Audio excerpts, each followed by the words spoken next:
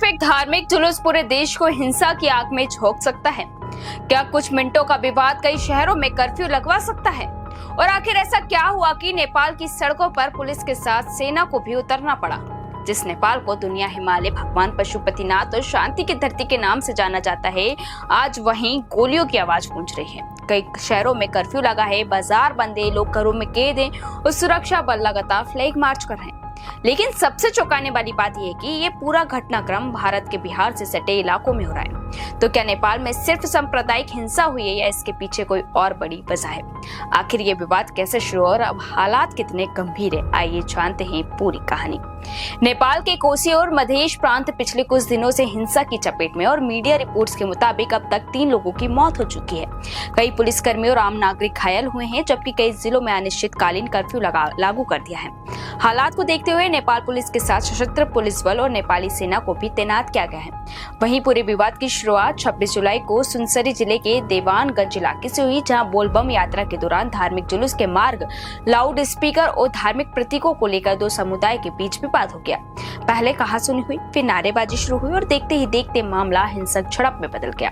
इसके बाद पत्थरबाजी, आगजनी और तोड़फोड़ शुरू हो गई और कई दुकानों और वाहनों को नुकसान पहुंचाया गया और एक शॉपिंग मॉल में भी आग लगा दी गई। स्थिति बिगड़ने पर पुलिस ने पहले लाठीचार्ज किया, फिर आंसू गैस के गोले छोड़े। जब इसके बावजूद भी हिंसा नहीं रुकी, तब पुलिस को फायरिंग करनी पड़ी। इस घटना में एक व्यक्ति की मौके पर ही मौत हो गई, जबकि 2 अन्य लोगों ने इलाज के दौरान दम तोड़ दिया।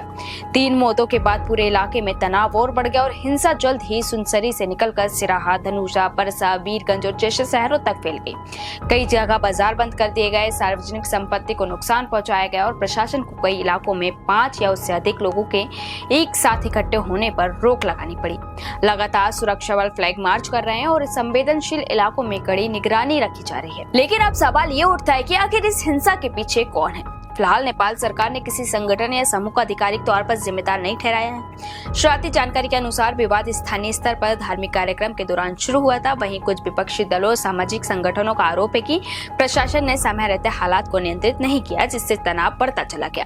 हालांकि सरकार ने इन आरोपों को खारिज करते हुए निष्पक्ष जांच का भरोसा दिया है। उधर सोशल मीडिया पर हिंसा से जुड़े वीडियो, तस्वीरें तेजी से वायरल हो रही है। प्रशासन का कहना है कि अफवाहों पर भड़काऊ पोस्ट माहौल को और बिगाड़ सकती है, इसलिए लोगों से अपील की गई है कि बिना पुष्टि के किसी भी जानकारी को साझा न करें। साथ ही बढ़ते तनाव के बीच प्रधानमंत्री बालेंद्र शाह ने उच्च स्तरीय बैठक बुलाई और राष्ट्र के नाम संदेश जारी करते हुए लोगों से शांति बनाए रखने की अपील की है। उन्होंने कहा है कि हिंसा की निष्पक्ष जांच होगी और कानून तोड़ने वाले भी किसी भी व्यक्ति को बख्शा नहीं जाएगा। साथ ही अफवाह फैलाने वालों के खिलाफ भी सख्त कार्रवाई की चेतावनी दी गई है। वहीं इस पूरे घटनाक्रम पर भारत भी नजर बनाए हुए है, क्योंकि हिंसा प्रभावित क्षेत्र बिहार सीमा से लगे हुए हैं। सीमा पर सुरक्षा बढ़ा दी गई है। दोनों देशों की एजेंसियां हालात पर लगातार नजर रख रही हैं, ताकि सीमा पार आवाजाही और व्यापार पर कोई बड़ा असर ना पड़े।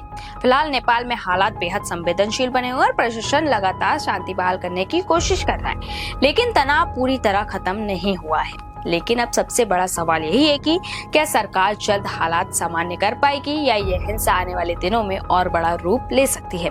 इस पूरे मामले पर आपकी क्या राय है? क्या समय रहते सख्त प्रशासनिक कार्रवाई और दोनों समुदाय के बीच संवाद से हालात सामान्य किए जा सकते हैं?